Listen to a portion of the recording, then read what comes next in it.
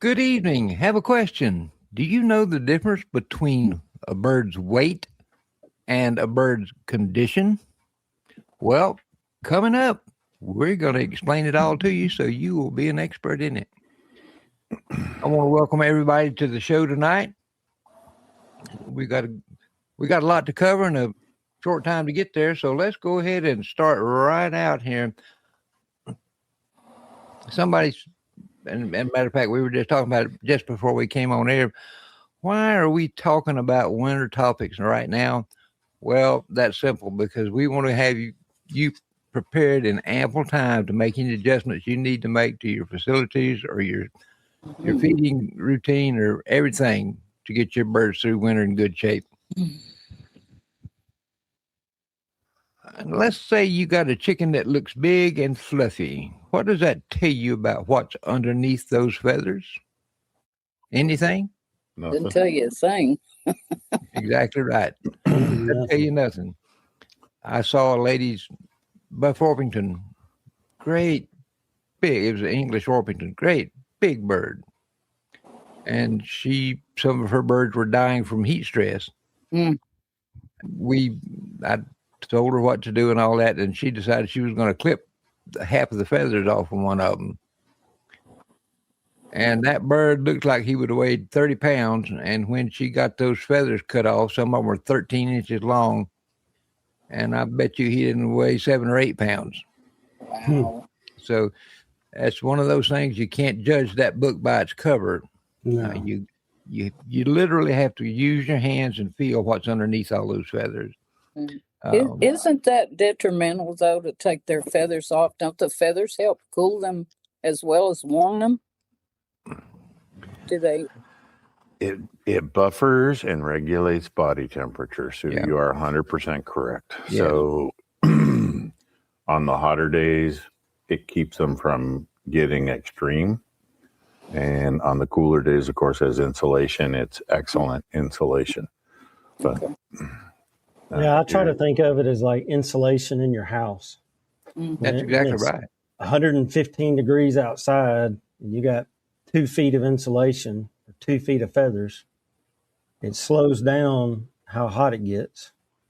It prolongs the process to getting to their core body. And I want to make sure that everybody who's with us tonight understands that we're not trying to make you paranoid about a bird's weight, although you certainly need to pay attention to it. We want you to be able to establish what's normal for your flock, and that way you can recognize any meaningful changes that you might observe in your birds. Mm-hmm. Somebody asked me one time, said, "What do you mean by weight?" Well, how much does the bird actually weigh? Mm. Do you have a set of scales? Carey, you got a set of scales? I have 2.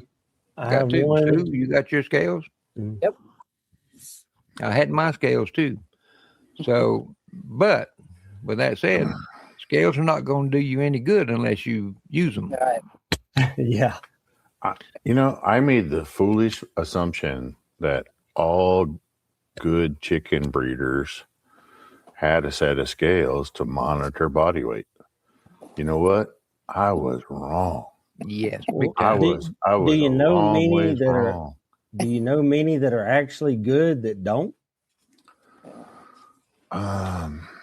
Not many, but how do you know what you got unless you weigh it, right? You don't. The standard gives you a weight range, and that's where you're supposed to be. And the judges are not docking for overweight as they should be. They should, right? Yeah, because they don't carry scales around. No. There was a judge tried that one time, and he just about got railroaded out of the show. Yep. So that tells you something about the weight of the birds in that show. Mm-hmm.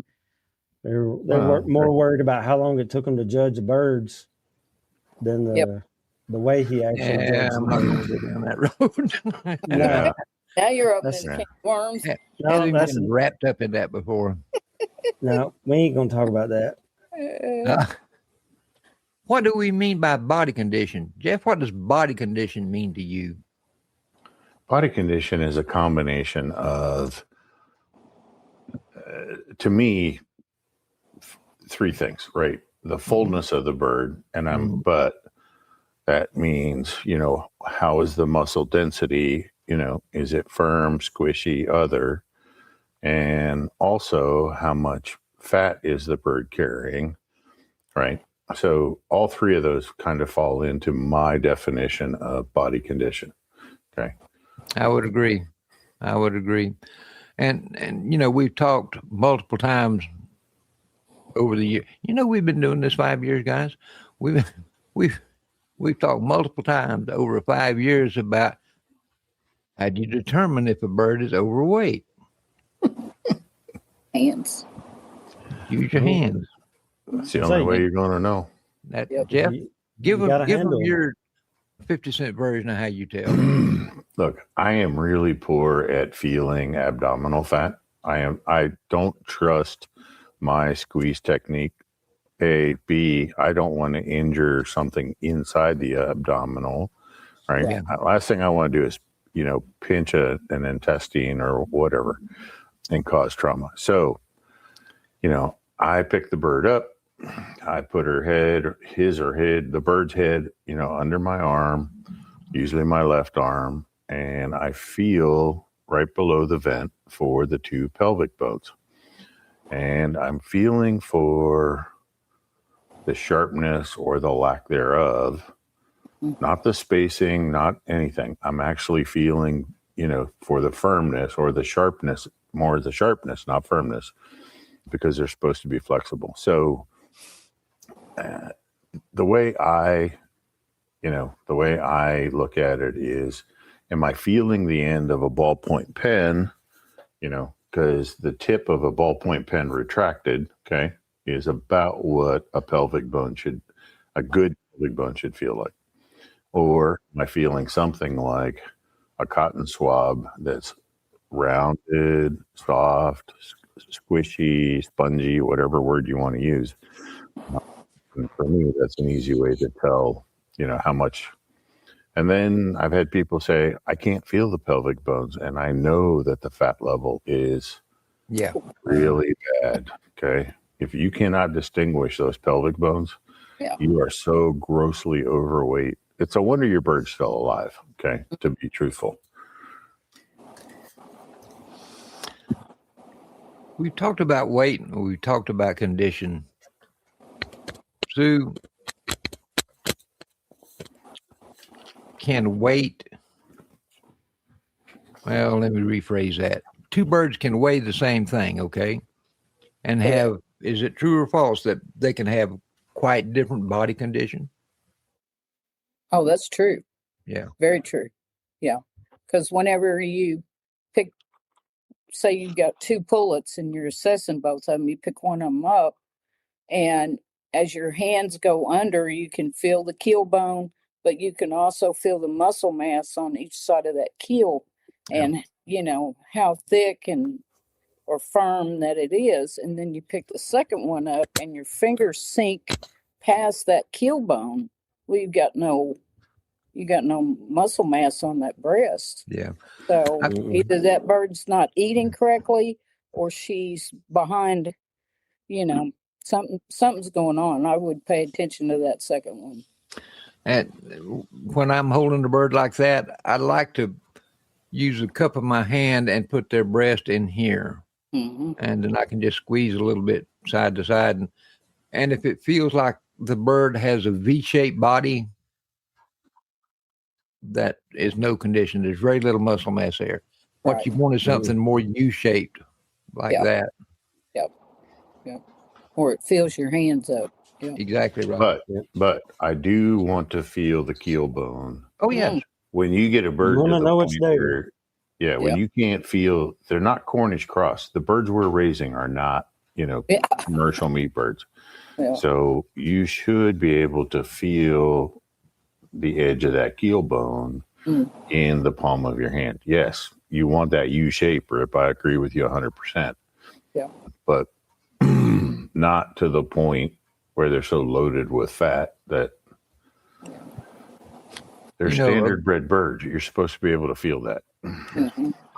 A good friend of mine and Judge Walt Leonard used to have a saying. He said, I want to feel the keel bone, but not until I'm looking for it. Yeah. Right. Yeah. So we've talked about why hands-on familiarity matters, because it's the only way you can be sure other than processing a bird. What might excessive condition feel like? And I think we've kind of touched on it here and there and around, but if it's a soft, spongy feel to it. Doughy. Yep.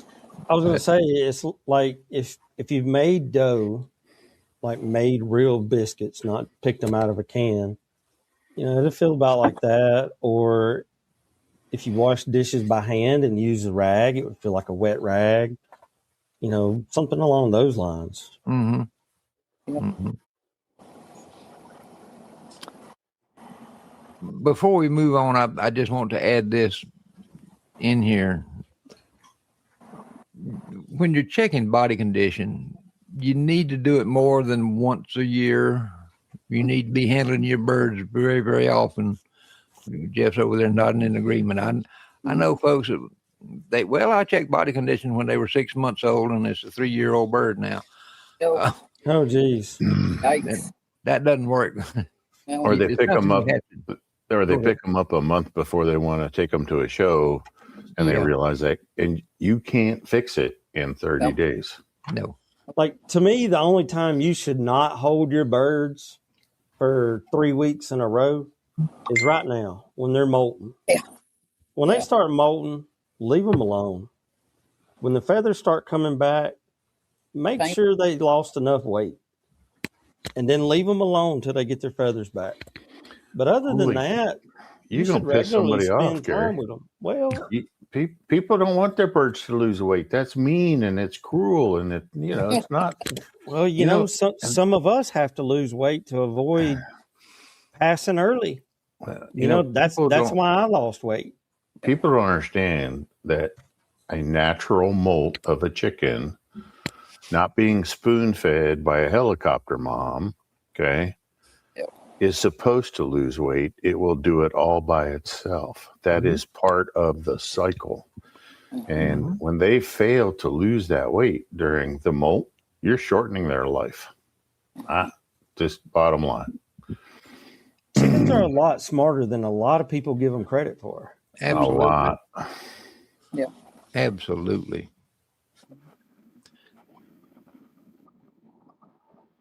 But people don't spend time watching there and doing the observation, which is how we reopened this whole segment line. Yes. If you'd actually sit there and watch your chickens right after feeding them, okay, it is great entertainment. Right?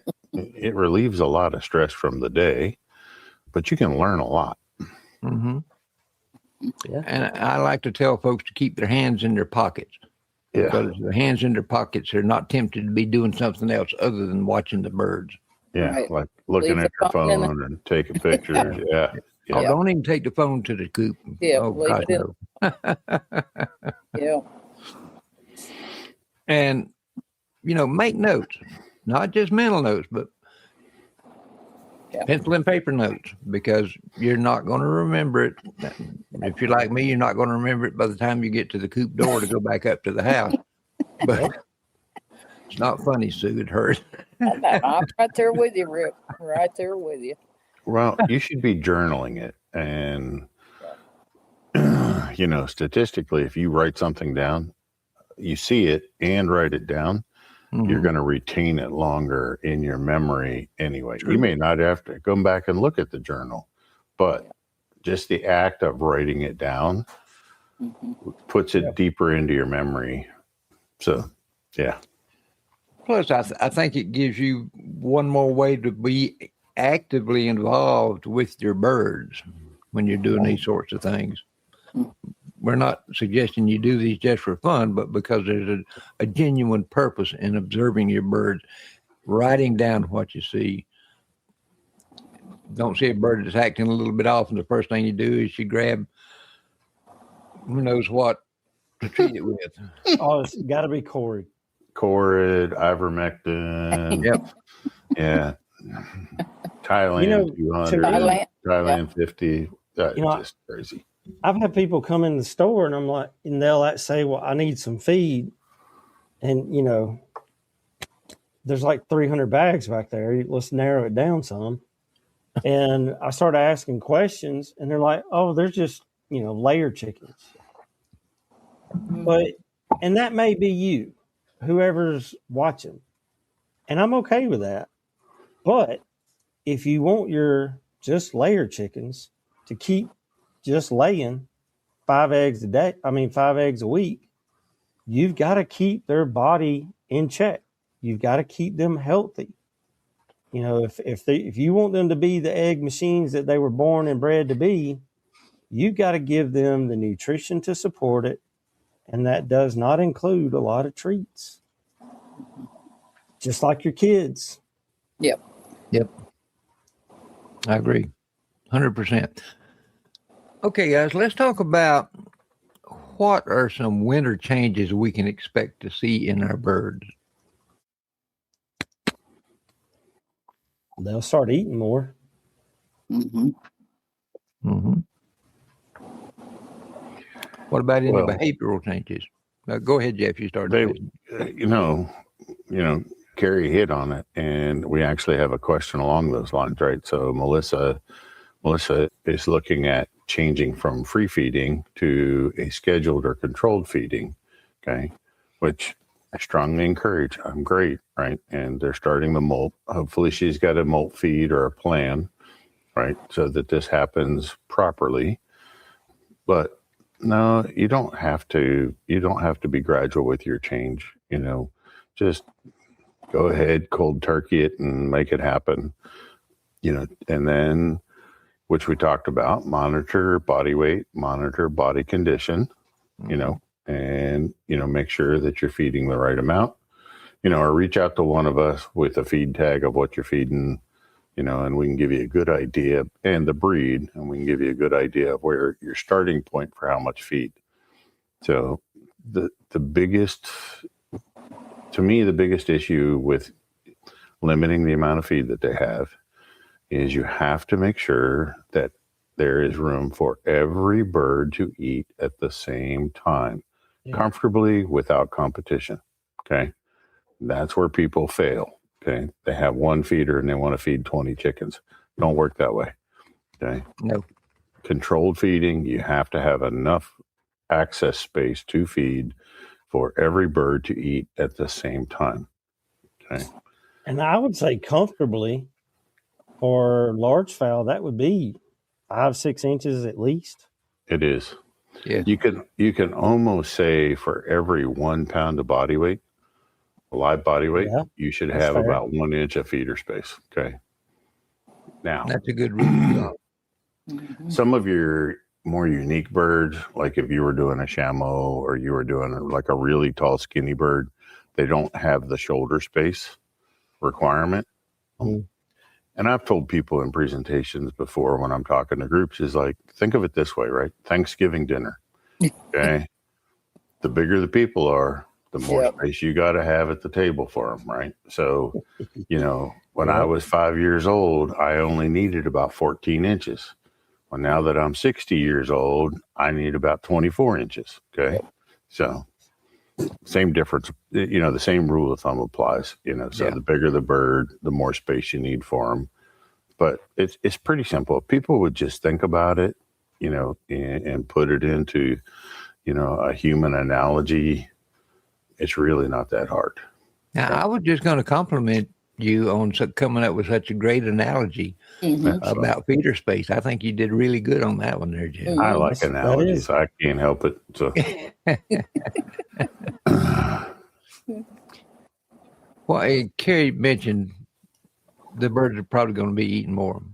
But what should our listeners reasonably expect to see with the change in temperature, change in seasons and all that. What should they see for feed consumption and water consumption, for that matter? Well, I mean, when it gets cold, water consumption goes down unless you're providing them with warmed water. Okay. They'll maintain, they should be drinking 6 to 8 ounces of water a day, depending on the bird, how much feed. It's twice as much as the feed they eat is the water they're drinking by weight. So, and how much feed do you need to feed depends on the quality of that feed. So looking at a feed tag, talking to somebody who will walk you through it. Don't be afraid to have your feelings hurt, because I know this crew, we're going to say it black and white. And if you're easily offended, we're not the right people to talk to. Okay. There's people on Facebook that'll tell you you're doing the right thing. They're lying to you, but they're going to tell you you're doing the right thing. So look, you really don't shift the amount of feed going into winter. Even our friend Kelly, who's watching tonight up in Saskatchewan, central Saskatchewan, temperatures in the minus 20, minus 30, minus 40, okay? Fed the same 3 ounces of feed all winter long and maintain just fine body condition, okay? Wow. People just like overreact and they knee-jerk, react, and they start, your bird is fine. My birds, and I had my flock in the backyard when my daughter was younger, okay, really needed nothing extra until I felt pity for them when we got down into the teens, okay, and then just a little bit of extra cracked corn. And when I say a little bit, it's like a half ounce of cracked corn. Don't get crazy with it. Jeff, you had pity for your chickens? I did. They were, initially they were pets. Okay. They weren't, they were my observation group. I wanted to know how much abuse can chickens tolerate from a teenage kid. Okay. And they can tolerate a lot. All right. But you look out there and see their teeth chattering and you felt bad for them. They have excellent resilience. Look, my birds had an awesome 3-foot high roost. Everybody was at the same height. Right. We didn't, that was my one socialism act in my life is I made them all equal when it came to roosting. Okay. So there was no fighting. That is a quick way to start a fight. Funny. Right. So it worked. Jeff, let me bounce back to what you were saying about Kelly up in Saskatchewan. Yeah. Only because I'm sure there's some of our listeners that have this question running around in their mind.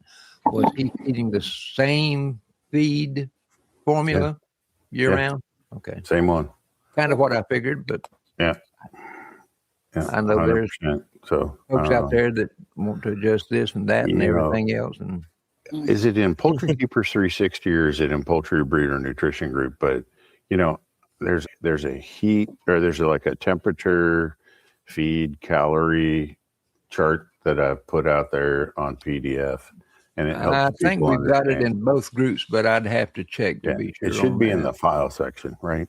Yeah. And it really just kind of describes how many calories your chicken needs based on the temperature. Okay. So yeah, it's out there. Should we manage our birds differently based on their actual body condition?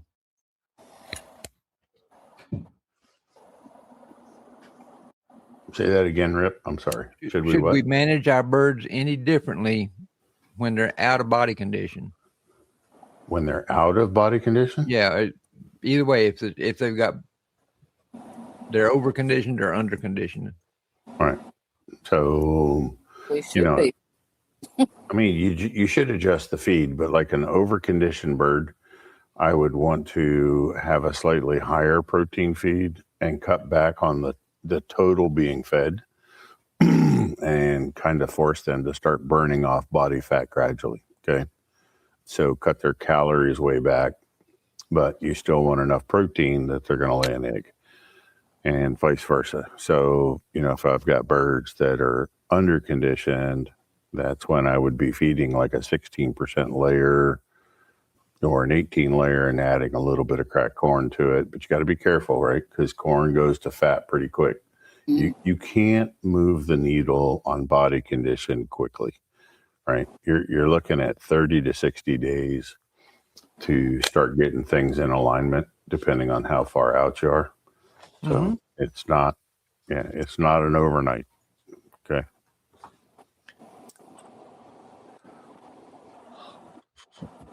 We talked about molt a little bit, but one thing that we didn't really address is the nutritional demands on a bird when they're going through the feather replacement stage. So people don't, and we've talked about molt, and we've got 2 or 3 shows on molt out there, and people should go watch them, right? So the nitty gritty is this, right? The molt should be about a 45 to 60 day process. So the first half of that should be this really high fiber, low protein, low energy feed. Something similar to feeding basically oats, right? Only oats, whole oats. And then you make that switch over once the feathers are dropped, body conditions achieved, or body weight is achieved, right? And then you, coming out of the molt, you feed higher than normal nutritional levels. So almost like putting the birds on a 20%, not a layer feed, put them on like a really good starter feed, right? So that you're achieving those extra amino acids and the components for building good feathers. So at about 20 days in, you switch from the low protein stuff, high fiber, to the higher nutrition level feed, bringing them out of the molt to ensure that you're preparing the right, you're preparing the follicles. You want the best feathers possible. But, I've kind of quit kicking this dead horse because nobody listens. But, everybody out there, they're going into the molt, increase the protein. It's like, not yet. Okay. Just give them a chance to drop their feathers. But A lot of birds feel like out there. The birds feel like crap. The birds themselves feel like crap, not what they feel like to you. It's kind of like going into a flu. That body ache, that fever, that little fever, that you just feel like crap. Maybe a little bit of diarrhea. Your body aches. That's kind of what your chicken's doing in the first 10 days of the molt. Okay. The last thing. A lot of people don't realize that they actually get a temperature spike in their body. Yeah, they don't.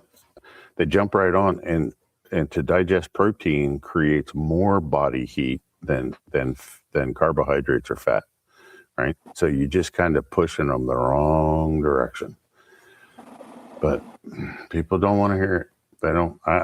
They just cannot get their mind wrapped around that, and I don't know why. But hey, your chickens, your money, your time. You do what you want, right?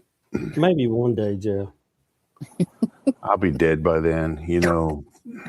30 years from now, somebody's going to find an old video clip. Man, this guy had it nailed on molting a chicken, right? Yeah. Well, we already knew that, Jeff. I mean, you got it nailed, man. Yep. But everybody's afraid to do it, right? It's hard to beat science. Well, there's too many people out there telling you, push the protein, right? Everywhere you turn around. That's the first thing I heard for years. I know. Yeah, I've heard it. People say push the protein, and the ones that use I feel, but they don't have any scientific research to back it up. Nope. Those are the ones that get me. Yep. Everybody's got opinions. Right. Show me the scientific research. Right. The commercial industry has been molting chickens and doing the research for near on 100 years. Yeah. Right? So, yes. Why are we bucking it? If it was brand new research that came out in the last decade, I would say, it's probably bought and paid for research, by some big pharma, big feed company, whatever. But, when you can find stuff in the 40s before big ag, big pharma, Yep. and all that took over our land grant colleges, you have something worth talking about. Okay. And it's out And a lot of times when you compare it to the new stuff, it's not a whole lot of difference. That's like recently they published a new book specifically about poultry nutrition. It's the first time they did it in over 30 years. Not a lot has changed. Chickens hadn't changed a whole lot. No. But like what you said a while ago, Jeff, the commercial industry especially, who really cares about their profit margin, spends millions and millions in research to make sure they're getting every single percentage of profit out of everything that goes in that bird. Yep. Yeah. And if people want to find those studies there that these big breeding operations are doing, they're available online. Yeah. Go to their Free. website. They're out Yeah. there. Yep. But they'd rather listen to Joe Schmo down the road who, talks more than he knows anything. And, Well, Jeff, I think, I want to hope that a lot of that's because people don't feel like they have the time to read, so they just listen. But in this wonderful world of technology that we live in now, you can find that research and your phone will read it to you. Mm-hmm. When I'm in Missouri right now and on the interstate, I had my phone read me a book. Wow. So, you don't have to listen to people that think. You can find the science and get your phone to read it to you. Well, now I got a question. Did it read it to you in a Missouri accent? Well, so I started it in Alabama, and it had a really strong Southern vernacular. Then I hit Mississippi, and it got a little crazy. I don't even want to talk about when I went through Tennessee. And then when I hit Arkansas, it was crazy. I really knew better than to ask that question, but I stupidly asked it anyway. before we move away from the molt, Yes. Chris has a question, and he goes, if all of his birds hatch at the same time, do they all start molting within a given time frame? Chris, they should. It's within a 30-day window, but they should start very similar. All of them are on the edge. When you see the first one molting, all of them are on the edge. They're waiting for some environmental trigger to get it started. So as soon as you see the first one or two, you should encourage the rest of them into molting at the same time. It helps your management, and it actually helps their longevity. So, but Now, I do want to add, if you have birds in one spot where there's a ridiculous amount of shade, and then you have birds pinned up in another spot that gets full on sun, you'll notice a variation there, because the length of when the day changes, that's when a lot of it starts that cycle in their bodies. So that's where that 30-day change comes from. And if you have stubborn birds that don't want to molt, and I'll tell you that a bird that has got way too much body fat and over conditioned will linger longer in dropping feathers than a bird that is in prime body condition. Okay. Yep. But if you, and some of the harder breeds, in like the games, Shamos, A-seals, etc., they're a little bit more stubborn and hard to breed or hard to molt. So I learned this from a game fowl guy, but if you put the bird in darkness, you only bring them out for about an hour to eat and drink. But if you put them in a complete dark out, it speeds up their willingness to molt with everybody else. So you only have to do that for 2 or 3 days. But there's always somebody who's going to be stubborn about losing their feathers, right? And so you just have to have tools in the toolbox to help you, deal with it and get ahead. Hey, before we move on, I got a little break I'd like to take here, so give this a listen.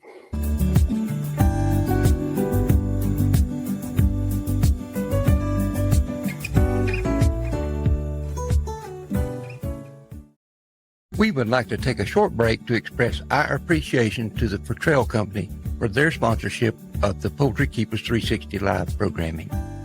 Fertrell has been a trusted name in sustainable farming and poultry nutrition for decades, and their commitment to providing high-quality, natural product aligns perfectly with the values we hold dear in our poultry community. Thank you, Fertrell, for partnering with us to empower poultry keepers everywhere. We're truly grateful for your dedication and support.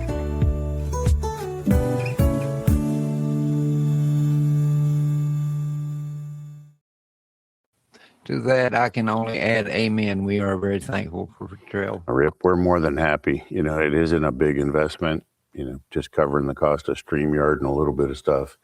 I do want to tell everybody that October 3rd, Fertrell is having its 80th anniversary. So we're having a large open house, and anyone and everyone is welcome. Just show up, right? You don't have to reserve. You don't have to RSVP. You just come on in, and we're having this as a family fun day. So we've got games for kids. We got games for adults. I'll tell you what, we even have a axe throwing trailer, right? It's like a 16-foot or 20-foot trailer coming in. It's fully encaged, so hopefully nobody gets hurt. But you can do axe throwing. We're going to have a dunk tank. I'm going to be in the dunk tank for the first 2 hours that we do the dunk tank.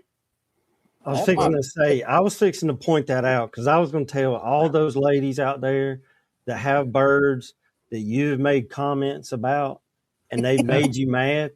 They can come and make a donation and throw balls at you at the target to get you to dunk as many times as possible. You know what? They're actually cheating on this dunk tank, because if you don't want to throw the balls and you just want to see me get wet, you can just push the button and drop me in the water, right? That you don't might be worth the plane ticket. Yeah. So it's Sue, it's for a good cause. Yeah. Which, raw entertainment. Yeah. And I'll say this, if somebody does come, one of our viewers comes and wants to do that, I will video it and I will send them the video, and we can even share it on our webpage, on our Facebook page. There you go. Okay, moving along here. I've got somebody asked me this question, and I thought it was worth putting in here. Does wintertime affect birds based on their age and their life stage? For example, young pullets just getting ready to come into production versus a 2 or 3 year old hen. What you thought? Well, the 2-3-year-old hen's probably going to stop laying, whereas the pullet will probably lay all winter. If she started, she's already started.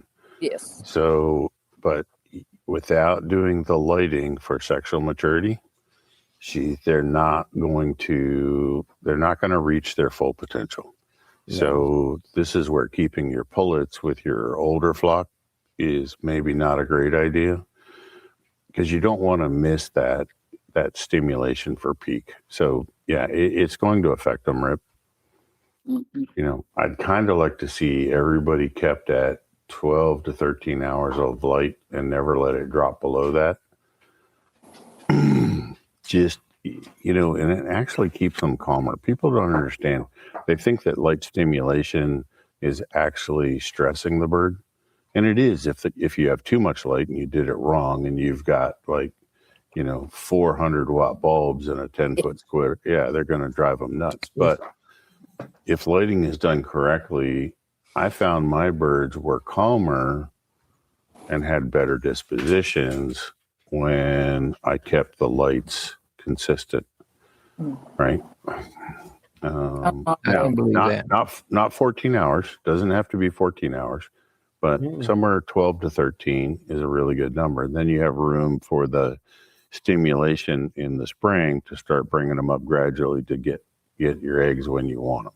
Okay. And it doesn't take as long to bring that light up if you got them on that consistent schedule. I could see that. Yeah. So, yeah. And Rob just asked the same question you did. Do younger birds have more trouble with the cold? They don't, right? They don't really need the extra fat. They don't have any troubles with it. Okay, Rob, that's if, I'm making assumptions that they're on a pretty good feed, right? Not the cheapest, floor sweepings that Tractor Supply sells, but, provided that they're on a good feeding program, right? I always kept 4 to 6 inches of straw in my hen house through the winter. I felt that if I can keep their feet insulated, that was the biggest battle. If I can keep their feet warm and dry, that was the biggest battle, right? Everything else above that does fine. Everything that's feathered does fine. But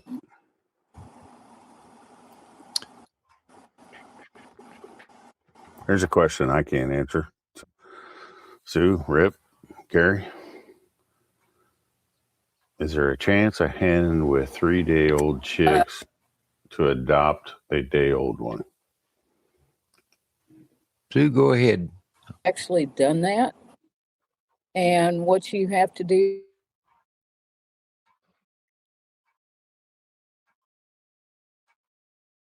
We lost Sue. is Sue. go in there at night and put that chick.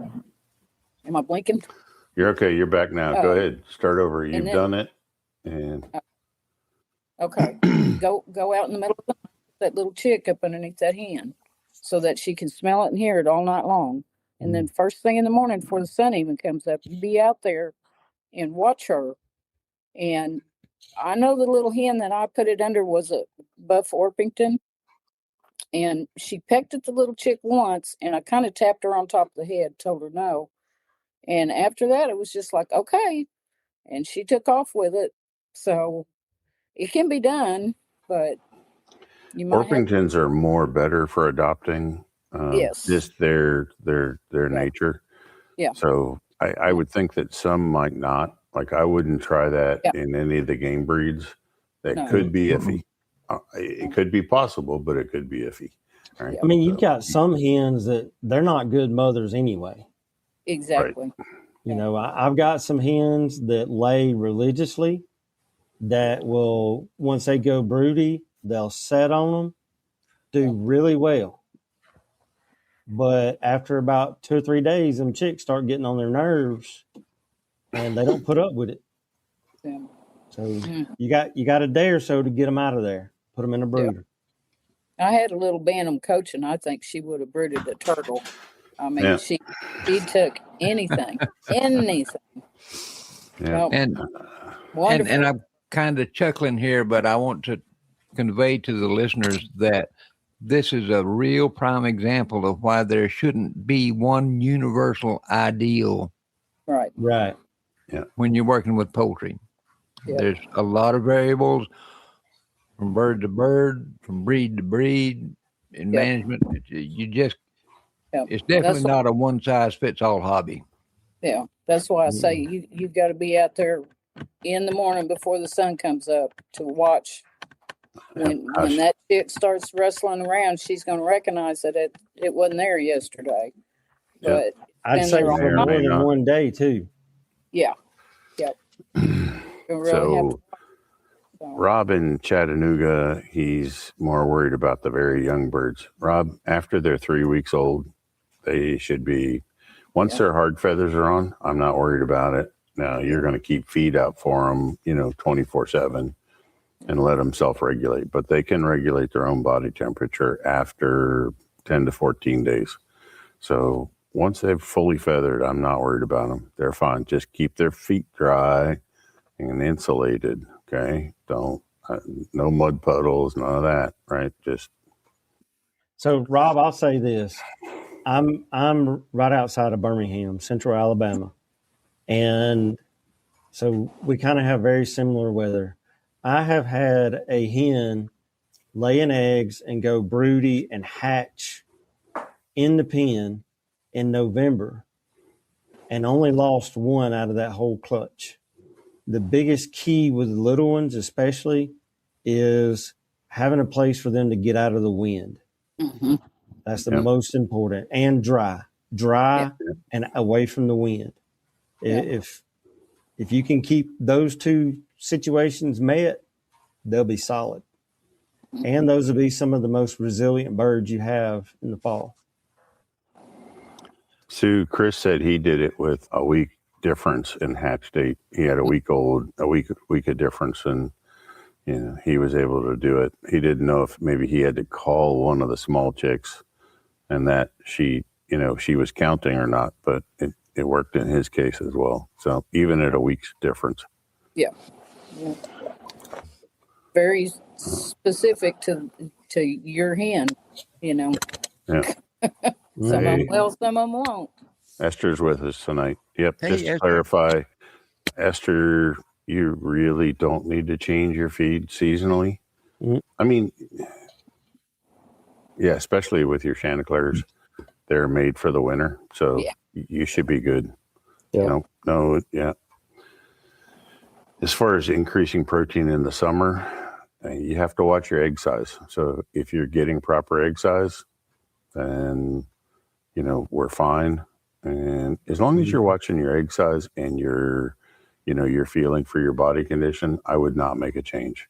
But you should be able to keep feeding the same thing except for during the molt. So Let's talk about when weight loss, going back to how often are you weighing your birds, y'all? How weight loss becomes information to us. What do y'all think when you see a sudden versus a gradual loss in weight in your birds? if I see a sudden drop in body condition, right? I'm looking at, do the feathers lay sleek and nice? Did she lose a lot of weight in a hurry? I'm going to be doing a fecal test to check for parasites, right? Mm-hmm. That's probably where I'm going to go at first. I'm going to pay close attention to the manure droppings of that bird to see if they look normal or discoloration, watery, runny, whatever, and then go from there. But you should not see a rapid weight loss, unless the bird's sick, whether it's parasites or other, like if it got into some bad feed, you can see body weight loss pretty rapidly, but then you're going to see some diarrhea. Okay. Yep. It's a lot like humans. And, a lot like humans. We want, humans, we don't pop eggs out and we don't stand outside and crow. So yes, our bodies are made differently, but if a human suddenly loses a noticeable amount of weight, they need to go to the doctor. Well, if you need to check your chickens out, if they do too. And with any livestock or anything on the farm, you can look at their poop and learn a whole lot. You can learn if they're eating right. You can learn if they're eating what they should, if they're taking in enough water, and if they're sick. You can even tell if they're stressed out by looking at their poop. And when you say, well, how do I know what it should look like? Well, think about what yours does when you're stressed out, when you're not eating right. Yeah, well, we did a whole people don't look at that either. So. But it's similar. And like Rip said, we did an episode on that a while back, which is absolutely Jeff's favorite topic.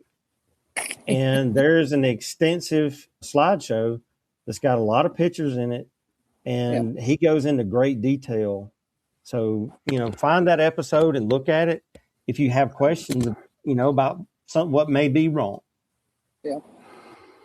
Learn to read the poop and don't reach for cord until you've talked to a professional.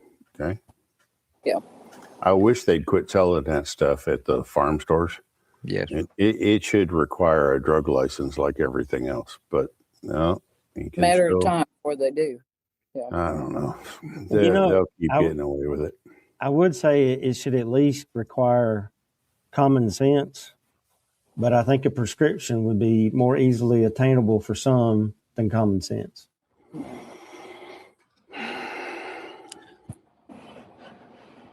One thing I want to, and we've talked about it numerous times on other shows, and we've talked about it already and mentioned it tonight, but I want to throw this out there just one more time. So if you joined us late, you'll get this information. Do not jump from observing your birds to diagnosis.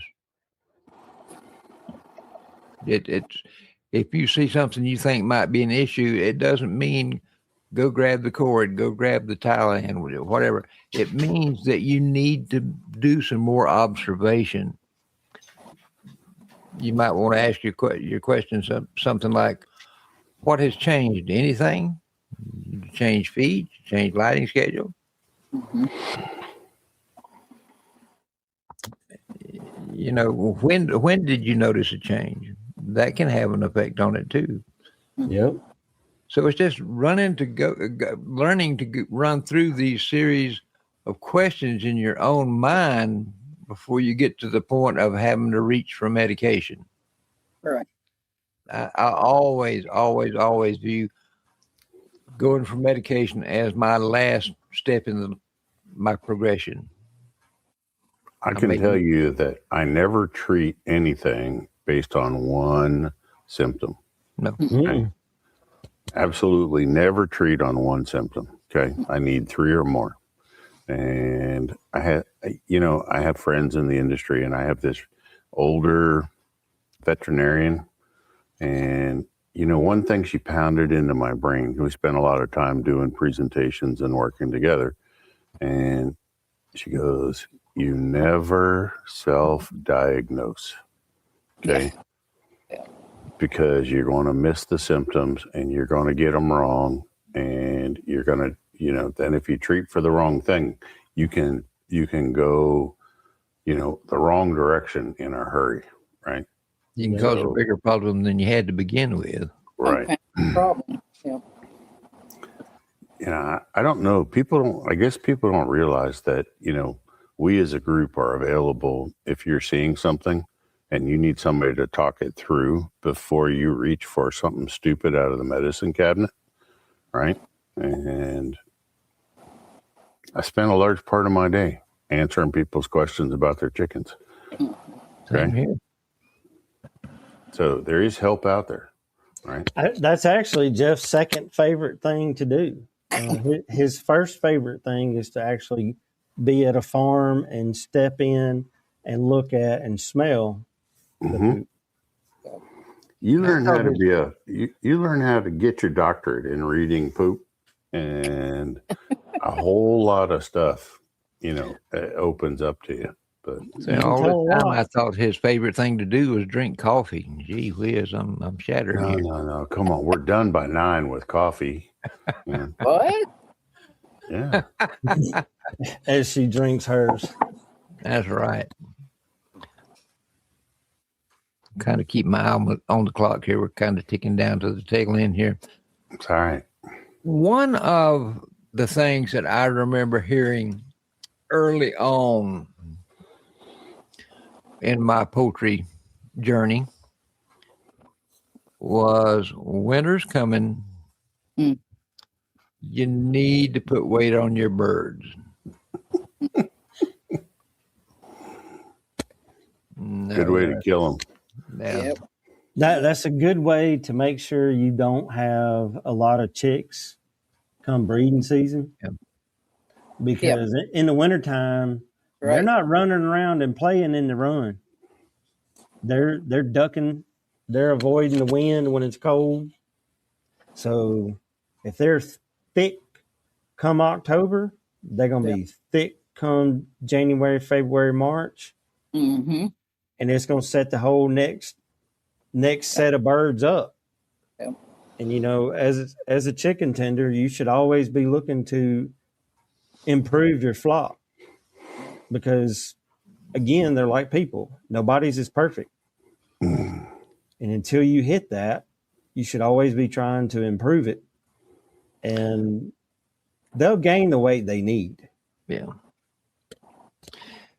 My Well, you mentor hope so. told me, go ahead, Jeff.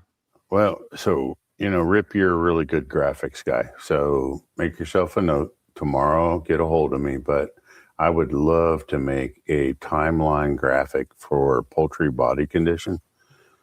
Basically telling you like this month, right throughout the whole 12-month period of where their body condition should be.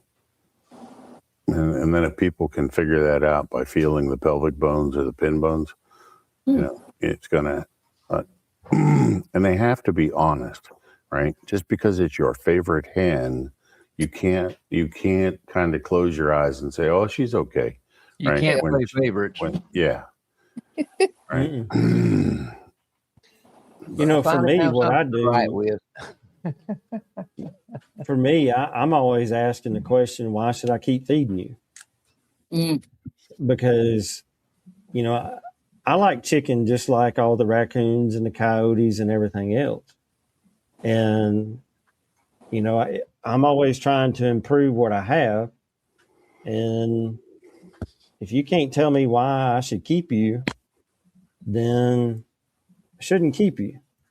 And I'll admit that took me a while to get to that, because I like all my chickens. They're pretty and they listen when I go out there and talk about my day and all that good stuff. But Rip, in one of our sessions years ago, when he gave it to me honest, it really made me think, what am I doing? What are my goals? He would always, every time I almost every question I asked about what I should do next. That was the only answer I knew, Carey. He would always go back to, well, what's your goal? Yep. And he might not know the answer, but he would ask me enough questions to where we figured it out together. Yeah. And a lot of people don't have goals, right? Honestly, there's a lot of people with 10 to 12 chickens in their backyard and they're pets, and they don't have goals other than to keep their chickens happy and healthy and, entertained and all that. So not everyone has goals, but they should. Now, a breeder, an exhibition breeder or a breeder, who wants to keep a strain going forward needs to have those goals, and they need to have standards that they live by. Yep. And, and that's what Rip was trying to teach you. And what you're trying to teach everybody tonight is every time you look at a chicken is, why am I keeping you? What is your purpose for me? Right? What is your value to me? Yeah. And when they become pets, then you've crossed the line. Because even as pets, if your goal is to keep them healthy and keep them alive, that comes with the maintenance and taking care of them. I don't disagree. I got my dog on a diet. She's my pet, but she don't like it. She likes chicken too, though. What else you got, Rip? We're at our time. Nothing. I don't have anything really here other than just to encourage folks to start making it a habit to at least every other day, stopping for 5 minutes and watching your birds and see what they're doing, see how they're behaving, see how they're acting. Sooner or later, you may not see benefits from it today or tomorrow, but sooner or later, you're going to see something you're going to think, aha. Geez, I'd give extra in the offering plate on Sunday if I could get people to do it once a week. Right? Yeah. I mean, it's like pulling hen's teeth to get people to actually observe their chickens. And I'm going to close it out with my funny story, right? I have one funny story. Lay it on us. I started out with, I adopted or rescued 4 buff Orpingtons from my ex-wife's aunt and uncle, and all they ever fed those birds was cracked corn. I'm serious, just cracked corn from Tractor Supply. Oh, So anyway, when they got tired of, they were notable for getting tired of pets and, getting rid of them. They ended up at our house. So one day I had a bad day of fishing. I came back with a full bucket of minnows. I had 4 dozen minnows in that bucket, right? I pulled up a camp chair and I sat there, and one by one, I flipped those minnows over the fence where the buff Orpingtons were. And I got more entertainment with those minnows that way than I would have if I was fishing. Okay. Yep. Now, here's a low fat, high protein, good, high quality snack. Okay. Yep. So, and if you have never watched, chickens eat a minnow, you're missing out. Yeah. Yep. Cheap entertainment. Yeah. Cheap entertainment. For sure. For sure. Well, folks, we appreciate you joining us tonight. I've enjoyed tonight, and I hope the rest of our team has too. We'll be back in 2 weeks with another winter-themed show. So you'll have to stay tuned to see what we're going to talk about in 2 weeks. Thank you for joining us. And, don't forget, weigh your birds, observe your birds,